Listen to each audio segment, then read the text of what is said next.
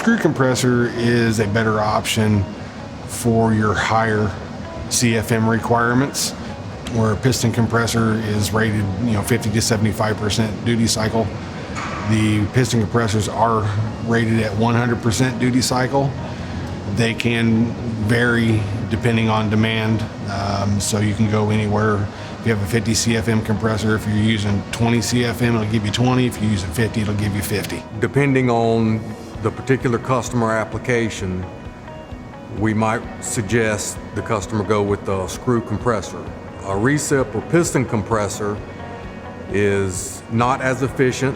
When those machines turn on, they run full bore, and when the demand is met, they turn off. A screw compressor can run like an analog or a swing. It can turn on and run slow if there's not much demand, or if there's a lot of demand, it can run full bore.